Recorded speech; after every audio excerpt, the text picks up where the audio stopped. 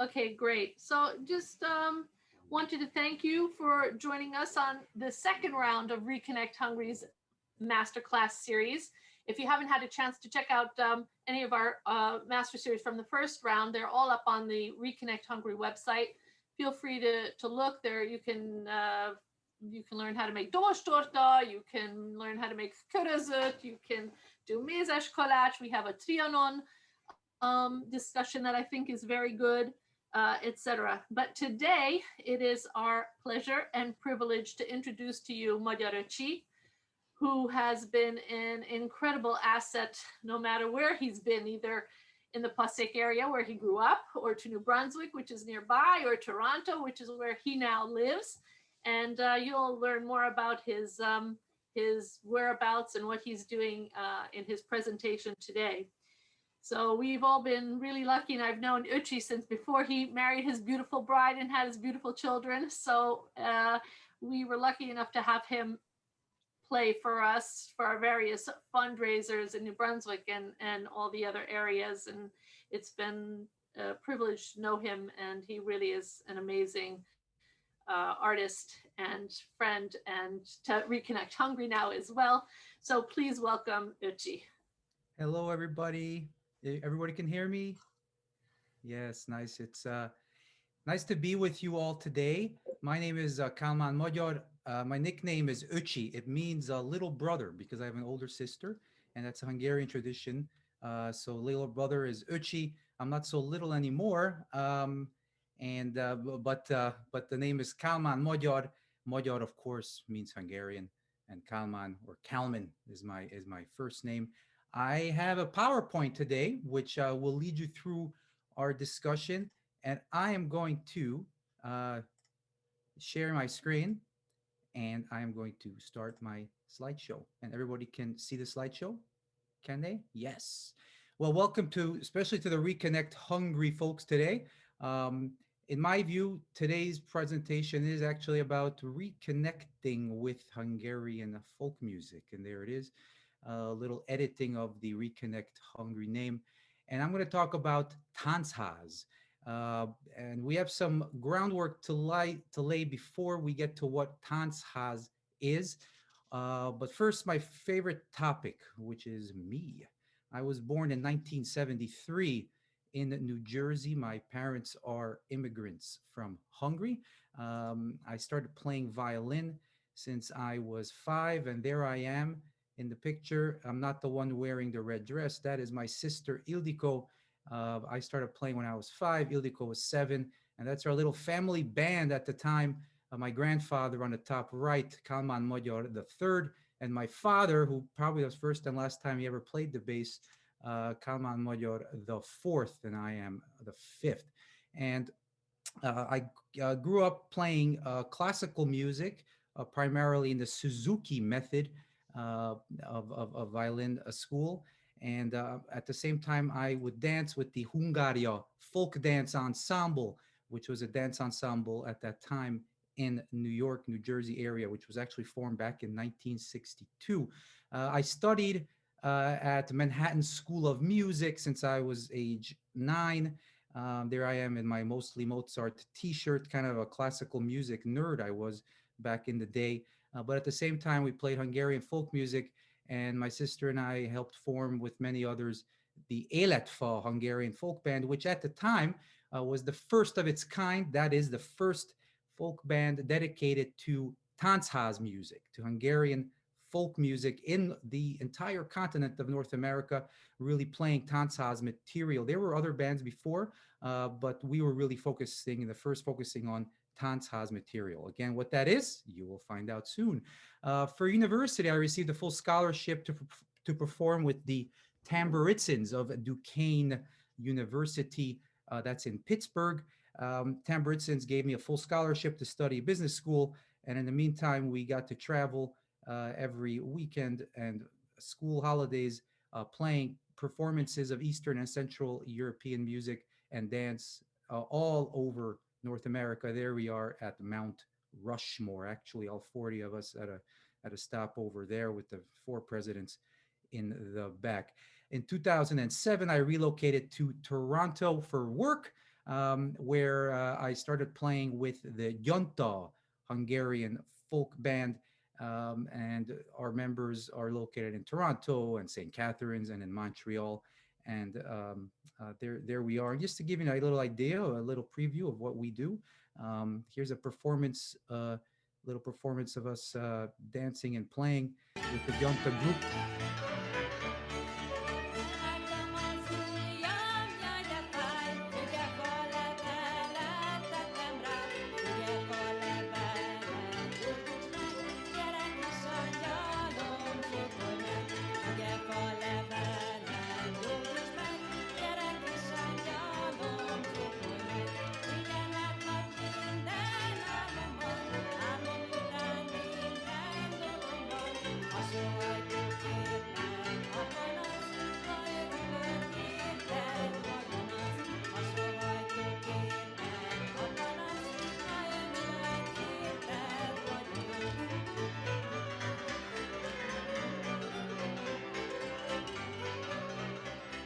This is actually a performance we did back in several years ago in Lethbridge, Alberta.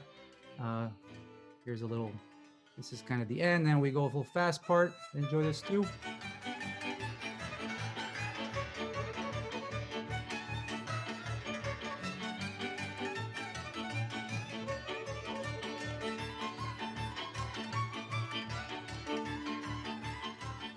All right, so that's a little preview of what we're going to be talking about. That's Gyanta. Oh, I also forgot to mention, in the meantime, I am also a lawyer by trade, and that is my law firm's website, Magyar Bogle and O'Hara LLP, offices in Toronto, New York, and Naples. So you could check me out there, magyarbogleohara.com. During the pandemic, several months ago, I launched a show called Tanchaz Talk. And Tanchaz Talk is the world's only English language program dedicated primarily to Hungarian folk music. And I have episodes where I play music and tell stories and give some educational material like this. And also I do interviews with various luminaries of Hungarian folk dance and folk music and folk singing, not just from here in the North America, but also in Hungary. I try to find people who speak English reasonably well. It's all in English. I am married, as Gabi mentioned, to fabulous Trixie or Beatrix Nagy, who is originally from Toronto. And that's partially why I'm up here as well. And those are our three kids, very Hungarian names. The little one's Bibor. The girl next to her is the oldest, Csenge, and then Shoma is the tall kid on the right. And then we have a dog called Pogi, which is short for Pogacha because he's small and white like the Hungarian Pogacha food. I met my wife doing Hungarian folk dancing and folk music. We live in Toronto, but we also spend lots of time in Naples, Florida, when we can travel, and a fair bit of time in Hungary. Enough about me. Let's get the topic of the day, which is Hungarian folk music. Well, we have Reconnect Hungary. I hope you all know where Hungary is, but let's get our world in order here. We have the planet. I told you the Earth is flat. Now you know. Here's Europe, of course, pointing it out with the arrow. And within Europe, we have Hungary. And you'll see that Hungary is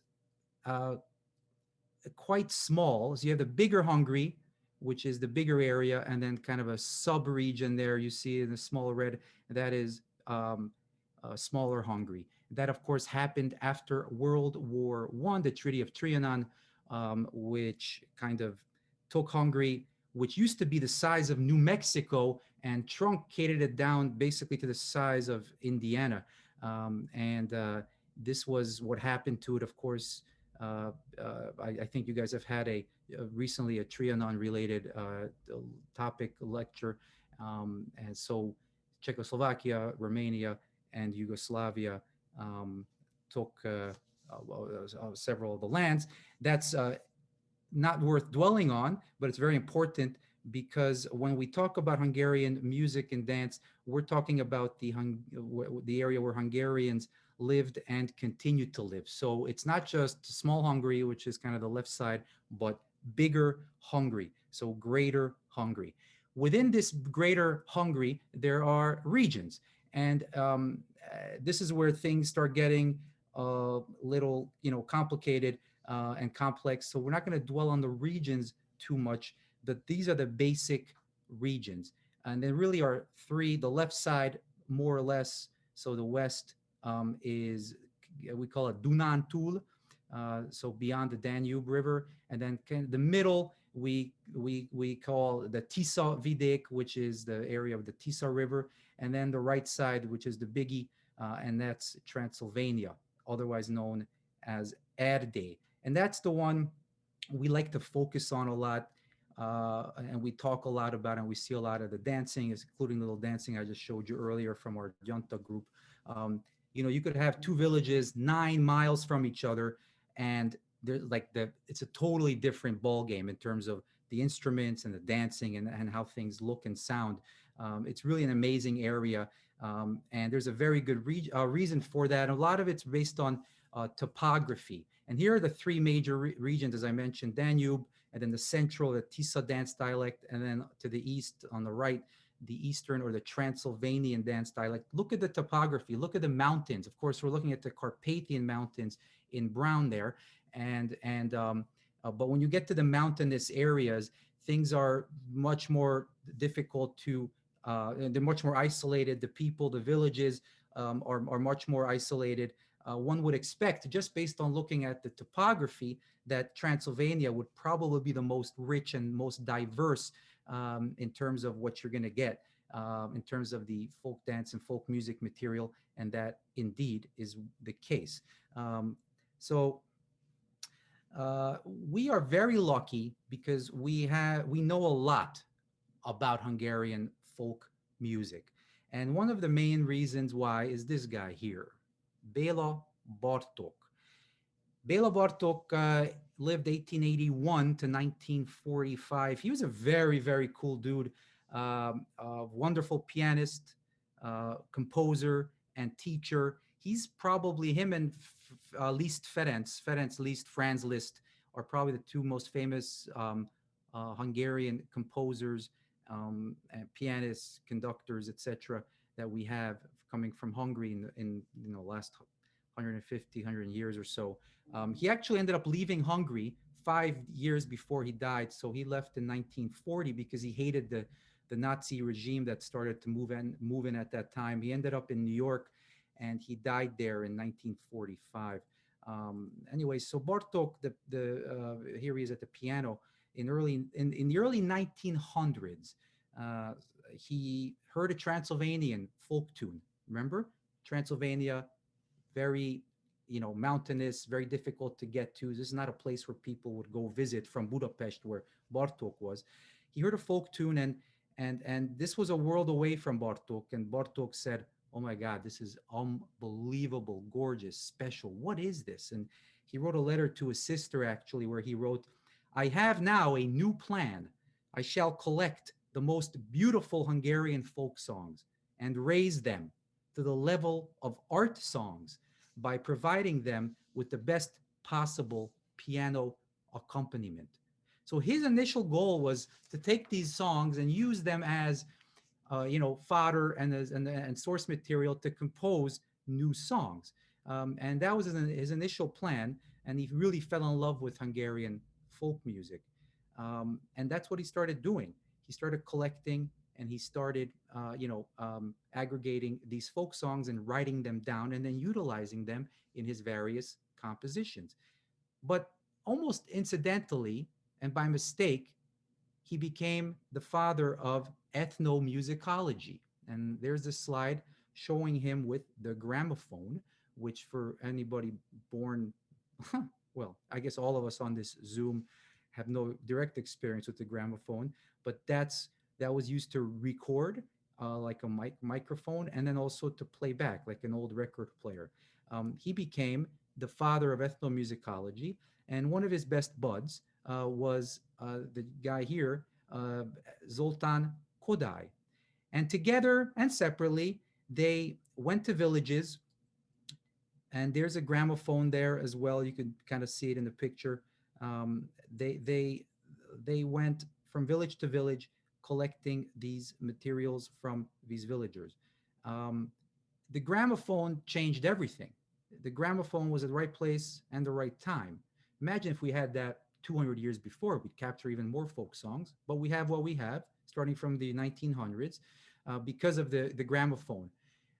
You cannot write down the style, the trills, the ornaments of folk music. It's impossible. It has to be handed down from generation to generation, or if we're lucky, we record it. And that's what happened here. Um, they not just collected from musicians like violinists and the like, but they also went to see singers. And Bartok and his colleagues and Kodai, etc. They really wanted to learn everything about the music, but not just the music, but how it fit into the daily village life. And they had some, they were very surprised when they were traveling, including to find this guy here. That's of course the Bernie Sanders meme. I needed to drop that in. It's a week old. It's quite kind of old at this point, actually, this meme. But there's Bernie in a Transylvanian village with a great folk band. So Bartok and Kodai, like I say, did use these melodies in their famous pieces, and it was heard in concert halls around the world. This music that they utilized the Hungarian folk songs for, but they also became and they gave birth to the ethnomusicology science, and that is the systematic collecting, categorization, and then studying these tunes, these ancient songs. Hungary now, we're very lucky, as I mentioned, we know a lot about Hungarian folk music, and the state of Hungary. The government has now several publicly and privately funded institutions now devoted to gathering this material, and it's available to us online. Check this out: the sound archives of the Institute for Musicology. That is a very, very humongous database you can visit and listen to authentic field recordings.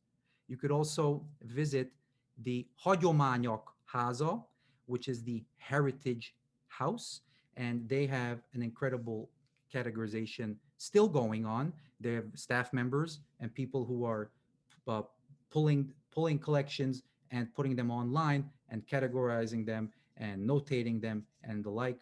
Um, a great institution also. Let's see, did I get stuck a bit here? Oh, I'll admit this person here is the Fono. And the Fono is actually a place in in Budapest, which is a very, very cool place that has a bar, a couple of dance floors, and it's like the big deal in Hungary in terms of the Hungarian folk music and folk dance scene. And back in about 20, 30 years ago, they had a project going on where they would have a minivan, and the minivan would go to Transylvania, pick up a band, take them to the Fono, have those guys record for a week, and then make a CD out of that, take them back to Transylvania, pick up the next group, bring them back to Budapest, etc. And this was the last generation. Unfortunately, some of these musicians are already dying out, but this was a very cool thing that the Fono did. And the Fono is the place to be. And if you're sitting around looking for something to listen to, folkradio.hu, folkradio.hu, that's really for the hardcore. They have some really cool, more contemporary bands, or revival bands, which, like mine, that take the music and kind of, organize it and make it sound really, pretty and exciting. And you could also listen to these really authentic field recordings. This is just a very, very random mix. On the top right, it says Radio Hallgatás, which is listen to the radio. You click that. Don't leave now, because let me finish the presentation. But then you can listen to music all day and all night. It's 24/7. guaranteed that our country, Hungary, has one of the most robust collections of any country in the world in terms of the folk music. And Hungary has always been at the forefront of this work. But you know what? The work is still continuing. We have here's a guy on the right, my friend Shoma Shalamon. Shoma's he's getting his PhD at Ferenc Liszt Academy. He was a guest of mine on Tanchaz Talk, one of my first guests, and I'll be talking to him again soon about ethnomusicology and the like. This young lady here on the left is Dr. Colleen Burch. Colleen is not Hungarian by background, but she fell in love with Transylvanian folk music, and that's her in Transylvania. And she's a professor of musicology. She teaches at Augsburg University. And You could also now study at the Liszt Academy of Music in Budapest. Look at that beautiful building. You can get a bachelor's, a master's, and even doctoral degree in folk music, just Hungarian folk music. Now, this is the Liszt Academy, as I mentioned. This is the great classical and folk and jazz institution of music in Hungary. It's a little funny though when we think about Liszt, because the initial fake news, I will call it, about Hungarian folk music is that people thought Hungarian folk music is gypsy music.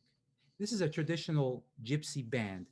And there's a great confusion here that still exists among Hungarians, that people think that this gypsy, and I'm going to put that in quotes because I know sometimes it's used an offensive term. I don't mean it by that. It's more, you could also say Roma, Roma, the Roma or Romani music. The gypsies were playing at the time of Liszt, so late 1800s, early 1900s.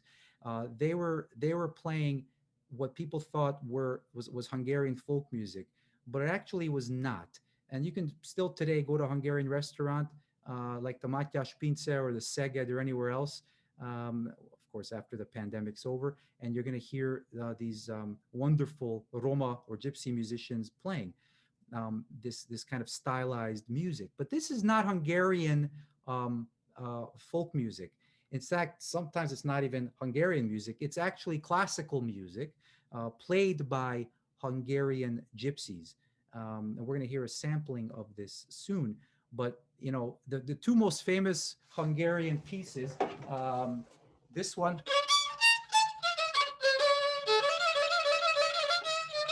is called Monti Csárdas. It was written by an Italian called Monti. And it has nothing to do with, he was a classical violinist who wrote this in a Hungarian style. So the most famous Hungarian song is not even Hungarian or written by Hungarian. This one.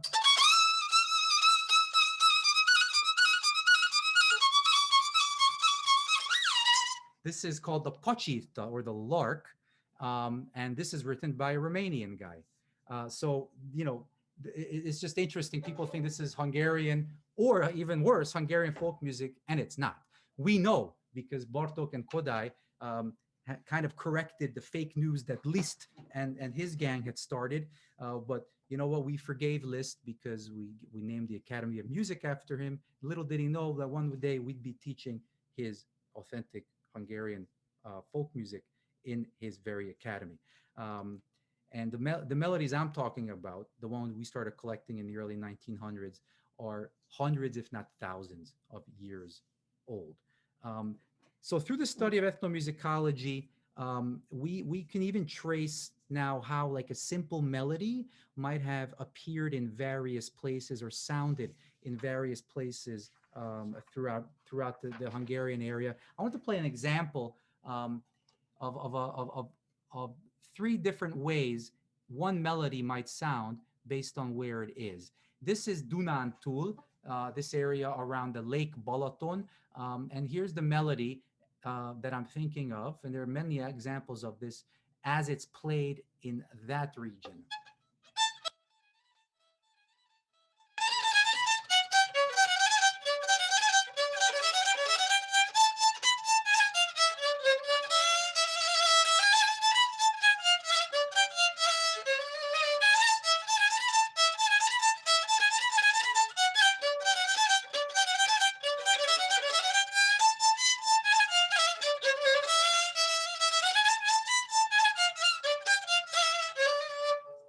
So that's the melody as it appears there. Now, a very, very similar, and if you studied it, the notes, the chords, the structure, the harmony, if we move here to a place called Kalotaszeg, which is in Transylvania, as well, then, well, not as well, but this is in Transylvania, then this same melody that I just played from Dunantul sounds like this.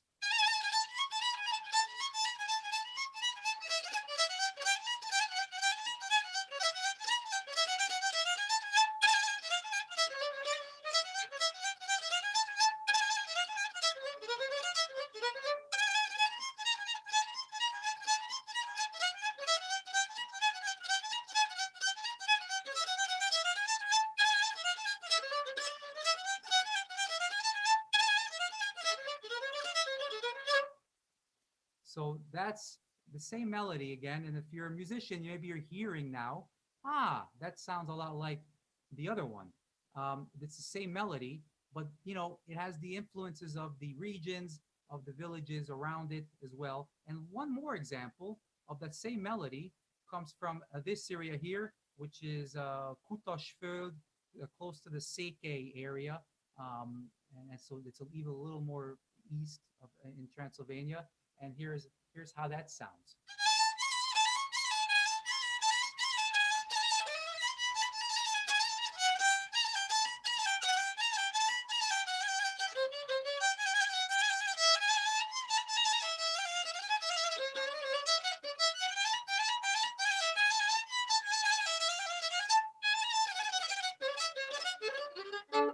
So on and on we can go, but that's a very interesting example of just one. Okay, so that's the example of just one melody. And again, this is all we know this because of this massive collection and systematization of the Hungarian folk music. So without Bartók and Kodály and friends, we really wouldn't know what Hungarian folk music actually is, but we do. Now the question is, what function does music serve in general? And for the Hungarians, Hungarian folk music is dance music, and it has to do with dancing, because this is music. Yeah, people listen to it, they party to it, they could sing to it, but they really want to dance to it. And the study of dance kind of lagged behind our understanding of the music.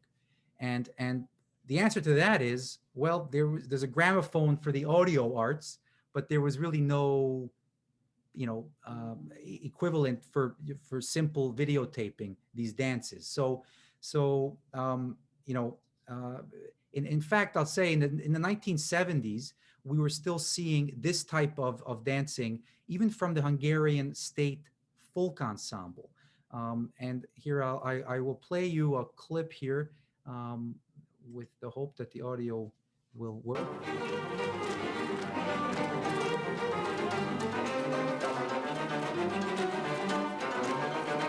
Listen to that music. Listen to this. It's very still classical.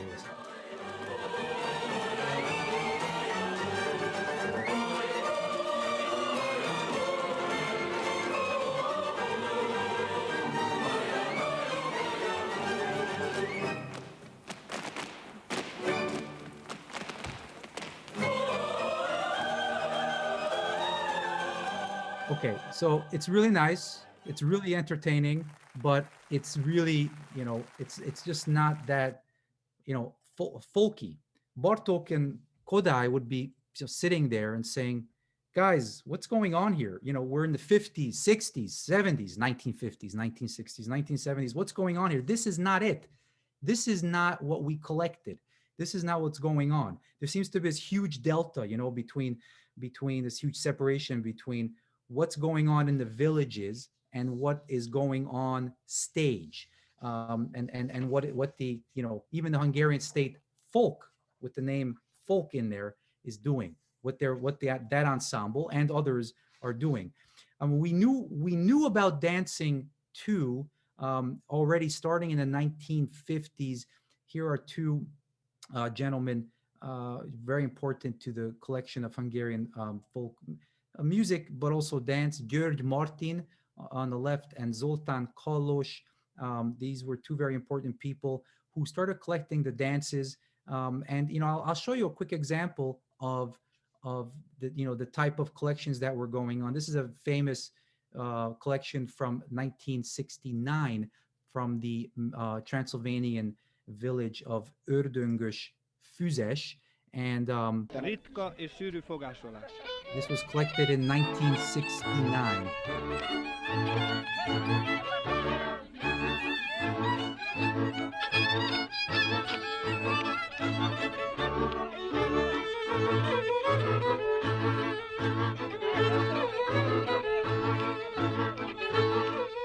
Okay, so not as flashy as what we saw with the Hungarian State Folk Ensemble, but this is what's going on in the actual village.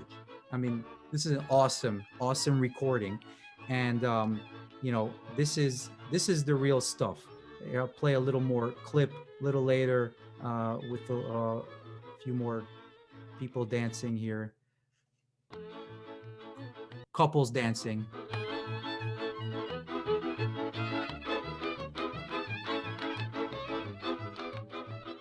So this is what actually the real deal is, right?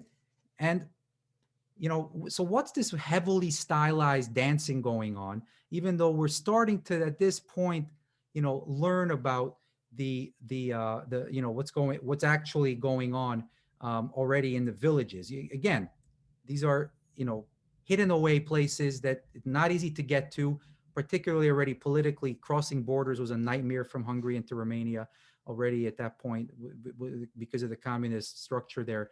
So, and guess what? The answer was unfortunately political.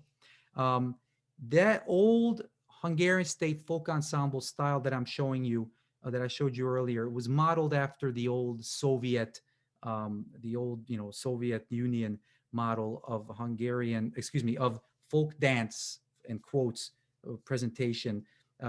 Made famous by a group called Moiseyev, which was the Soviet State Folk Ensemble, named after their famous choreographer. It was super exciting, very fun to watch. I loved it. I still love it to watch it. But the people that were really starting to get into Hungarian folk music and folk dance said, forget this Soviet style stuff. That ain't it. That's not what we're all about.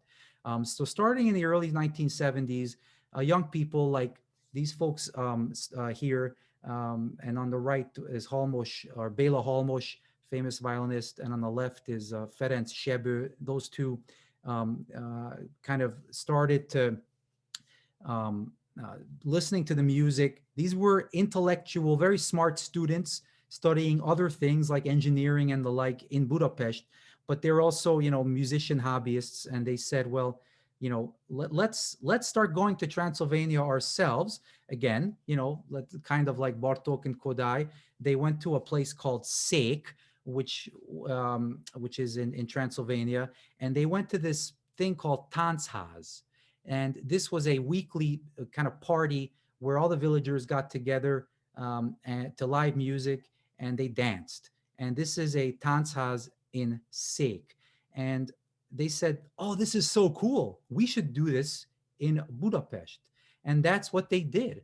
They, in 1972, a bunch of young folks said, we're going to start playing. A couple of dancers, young guys, again, in the early 20s, they were university students. They went to Szék. They learned some of these very basic dances there.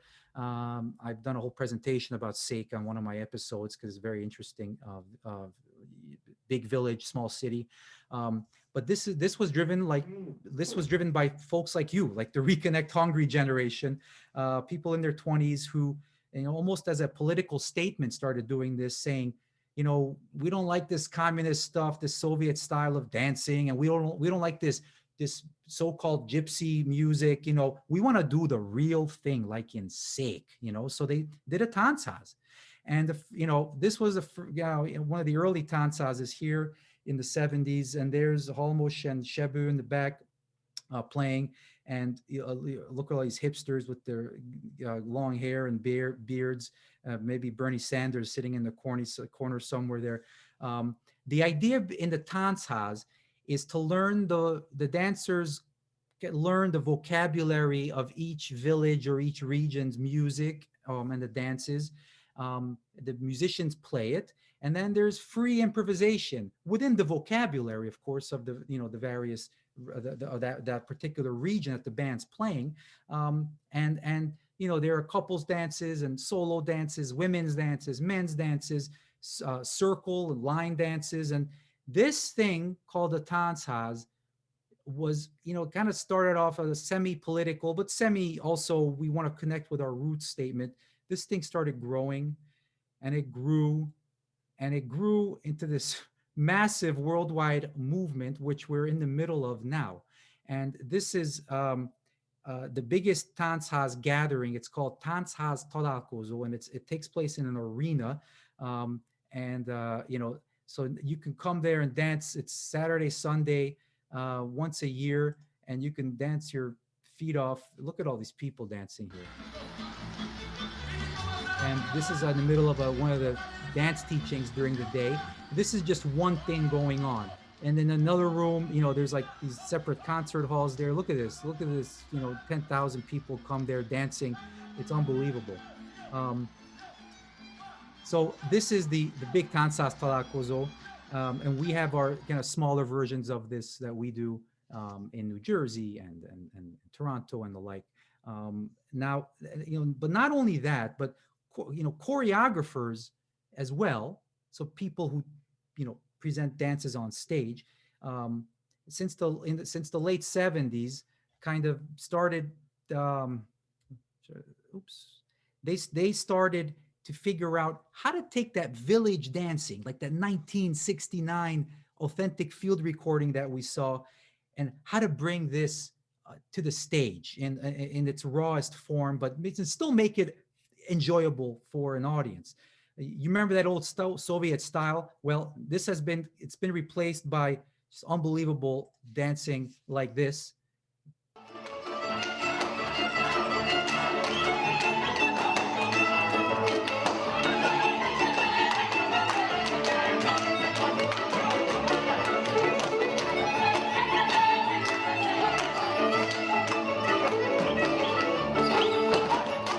There's a long lineage of great dancers and Táncház leaders and choreographers who have started specializing in this, in bringing these village dances to the stage. The first one was Timár Sándor Timár, great choreographer for the Hungarian State Folk Ensemble.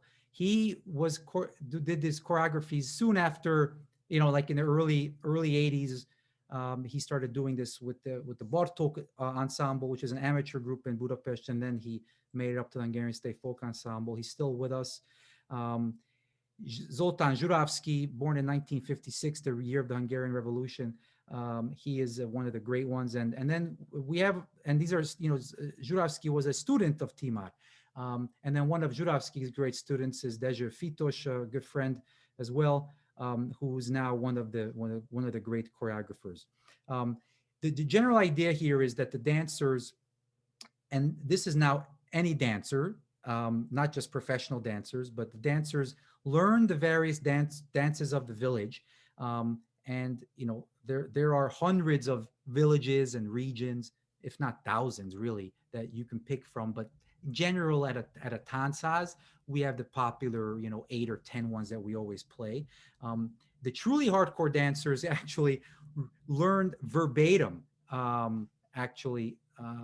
They can learn these dances verbatim. Look at this. This is a really cool series. Remember the 1969 collection I showed you? That's a clip on the left of it. And now you have these dancers. And this is a guy in Budapest that dances for the Hungarian State Folk Ensemble on the right. And look at this. He learned the dancing verbatim. He's actually even wearing the same costume. This is a series called Akkor és Most, which is now and then. Look at this. It's like you're watching a photocopy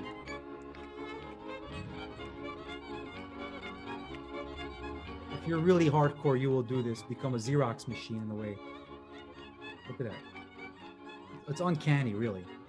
I've never had the patience for this, for the dancing part. I have for the music part. You know, kind of learn it exactly the way the field recording is. So, and then when during the Táncház is whatever region the band is playing, these are usually like 20 or to 40-minute sets, sometimes even longer. It's all improvised, but within the vocabulary of the various village or region we're playing. Here's a clip of a actual Táncház at the funnel, the place I mentioned earlier, which is up to really doing cool things. And this is probably the most popular dance that's done in every Táncház, called Mezőség, dance from Transylvania. So here's the band playing, and here are the dancers improvising, dancing from Mezőség, actually from the village of Magyar Halatka. Now let that kind of play in the back. There's of course children's Táncház too, and the Fono actually even hosts a popular teenagers Táncház, and my nephews, my nephews, they have a band in Hungary, in Budapest, and they're the host band of that, called Kamasz Táncház, or Teenagers Táncház. There are now Táncházes and performing groups all over the world. And this is the kind of the umbrella organization called the Táncház Egyesület. They have the website táncház.hu. That's the Dance House Guild, and they organize a bunch of Táncházes in Hungary, and then around the world.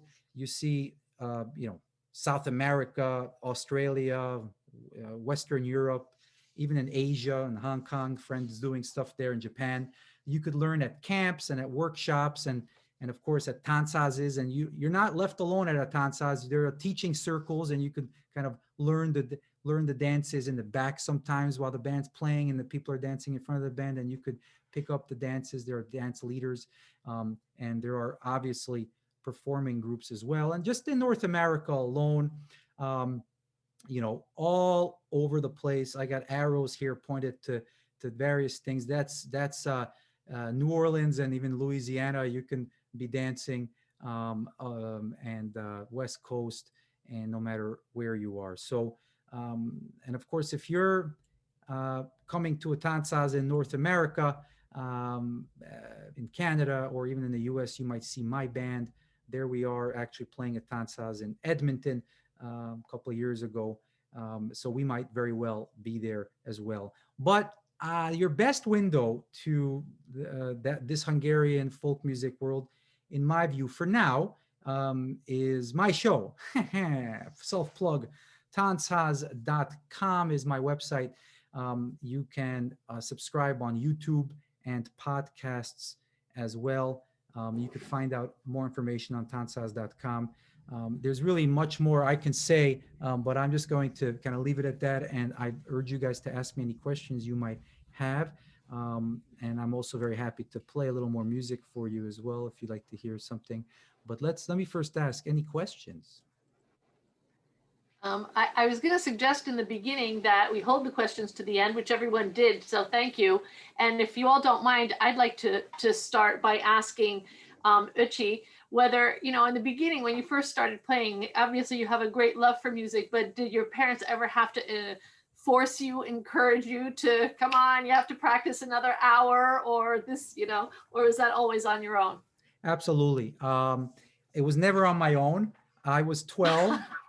I was 12 when I my sister and I made the big announcement to our parents that we were going to quit. We walked up to their office. They were up in the house, and we said, we're done playing violin. It's too much work. I want to play soccer, and she wants to whatever, and they had a good laugh, and they told us to get lost, and that did not work out well. Interestingly, thank goodness they didn't give in. And actually, a couple of weeks later, we were at the Hungarian club in Liga, at the Liga club in Garfield, New Jersey. And we met an older gentleman there, Zoli Baci, and Zoli Baci asked us to learn a gypsy song for him. And he said, if you learn this song, I will give you each $50. Now, in the 80s, that was a hell of a lot of money. And we went home and we learned the song. And the next week we came back and we played it for him. And the song was called Akacos út, which is a famous Hungarian table song, a singing song. And we learned it. We each made $50. And from then on, I said, oh, I could also play music, but also make money playing music. And the rest is history. And here I am still playing many, many years later. It was not easy, Gabi. And there was some resistance because it's very difficult when you're a teenager to stay with the plan. But there's that kind of threshold. And once you're over it, then the world's your oyster. Thanks, Öcsi. There are a lot of young people on, and I hope you guys are listening. And Öcsi is living proof that you can do it all. You can be an attorney, a family man, a musician, etc. So I encourage you all to do just that. I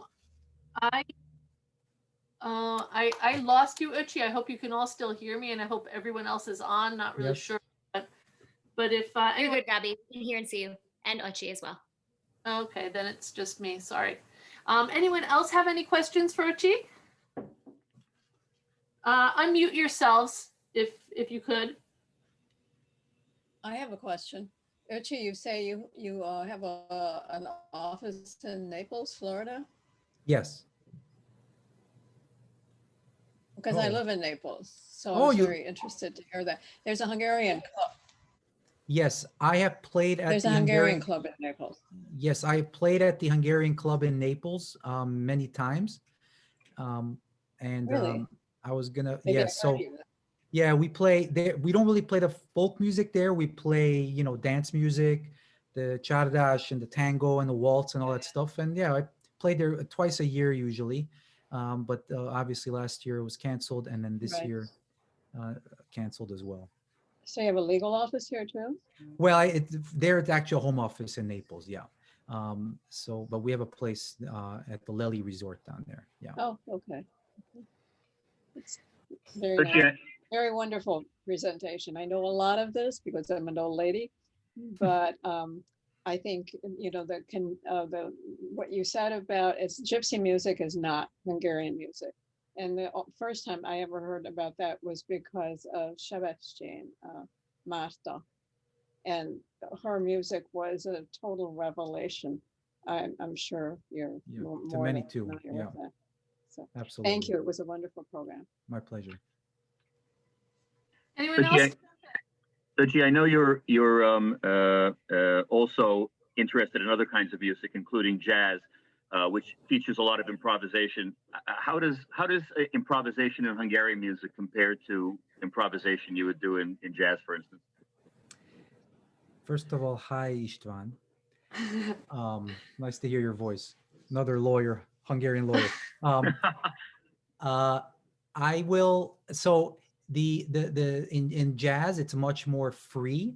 The box doesn't exist. In Hungarian folk music, there is opportunity for improvisation within the style. That's a Pandora's box debate. How much can you improvise? But there's a much smaller box for you to work within in terms of changing melody, changing style, changing chord structure. What you can change is the order of the songs. That's kind of left up to the violinists, the primas, the lead violinist, and also you can change the mood of the piece you're playing. Depends if dancers are dancing or not, or whatever. But so it's a little more restrictive in that sense. Whereas in jazz, you play the melody and then you can just kind of mess around with it as much as you want, generally. But in folk music, it's a much more restricted view. Hi, I had a question regarding instrumentation. First of all, thank you very much for the talk today. I saw in, I think, one or two of the earlier clips, there was a cymbalum in them, but It seems like not many of the groups have one. Is that just because there are fewer players of that instrument, or where does that fit in with the folk music tradition in Hungary? So the cimbalom, which is just so everybody knows that it's kind of a piano that you kind of open up. It's a grand piano that you open up and kind of shrink down, and then you hit the strings on the inside with mallets. That is a classical instrument developed in Hungary. It has been adopted in various villages in Transylvania and pretty much everywhere in Hungary. So in the current day Hungary, it is very prevalent in bands. We don't have a full-time cimbalom player in our band. We do bring in some guest artists. So kind of the answer to that is, and actually initially Gobi's suggestion was maybe we could talk more about instruments, make this maybe even an instrument presentation, which I've done in the past. And that could be part 2. There's a lot to talk about with instruments and the like. But cimbalom is very popular, and to be honest, most every band in Hungary has it. Oftentimes, the cimbalom players do twiddle their thumbs and sit on the sidelines half the time because half the regions kind of don't have it. But that's why I like cimbalom players who can play multiple instruments. So this way they can pitch in and do other things as well. But yeah, cimbalom is pretty big, but it's not accepted in all regions. Whereas the violin and the contra or the viola and the bass always generally are in most villages and most regions. And of course, the cimbalom is really heavy to carry, so it's a disincentive to utilize it everywhere. Öcsi, I have a question. There are a number of traditional Hungarian instruments that have sort of died out. The duda, the teker. Does your band, or do you know anybody who's looking to bring these back into the mainstream? So the duda, which is the bagpipe, and the teker, which is the hurdy-gurdy, those are, I will agree with you, they are generally more infrequently utilized in the Táncház repertoire. I have brought the hurdy-gurdy in on stage before. It's something that for instance, the hurdy-gurdy music is only in a specific region called the Alföld, which is the Great Plains of Hungary. That's really pretty much where you hear it. So it's the bagpipe is also generally just played in the western part of Hungary in Dunántúl. But when you hear a Dunántúl or an Alföld based band, well, they will use it. So you just have to kind of find it. I think those are wonderful really Hungarian, special Hungarian instruments. And a lot of the work I talked about with Bartók and Kodály was not looking at violinists or violists or bass players, but was actually looking at those, not just duda and teker, but the shepherd's flute. That was a big one because the real villagers played those instruments, not the higher gypsy, sophisticated, violinists, but who played weddings and the like, and that's a lot of the music we listen to. But those are still authentic. To be honest, though, they're sometimes tough to listen to for a long time, and that's one of the reasons why it's not always that popular as well. I'd like to mention to you all that our hour is almost up, and so we'd like to thank Öcsi a million. And just so that you all know, Öcsi plays all of the instruments that he had mentioned, including the keyboard and then some. So he really is all that. But Öcsi, if we could ask you just one of your favorite pieces, and I know your violin is always close to you, so could we ask you to play something, let's say one of your pieces for the next couple minutes before we say goodbye? Sure. I'll play probably some of the oldest Hungarian music from the Gimes Valley. This is in the real deeps in the Carpathian Mountains, from the Csángó people. These are the oldest known Hungarian Magyar folks, and I'll play a little piece to bring us into the end of the hour here. And I will put my microphone down so I don't blast through it.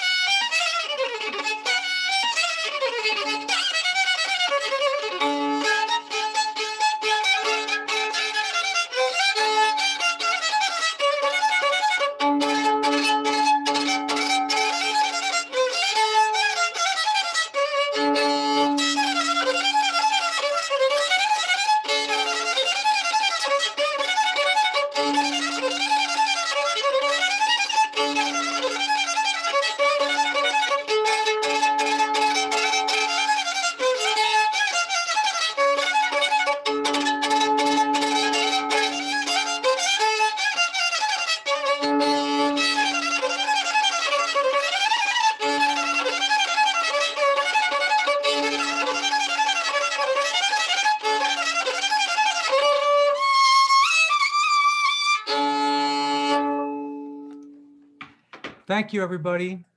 Öcsi, a million thanks on behalf of Reconnect Hungary. Thank you so much for joining us today. And we look forward to maybe this part 2. We could talk you into doing the instrument section. And all out there for joining us. Have a great weekend. And next week we have Owen Pataki, Governor Pataki's son, coming on with his new book to talk about why Hungarians are such good writers and musicians and everything else that they do so well. So please join us for that. We'll be sending out information. Again, Öcsi, thank you for joining us. We really appreciate it. And we look forward to seeing you again. Thank you, everybody. Take care.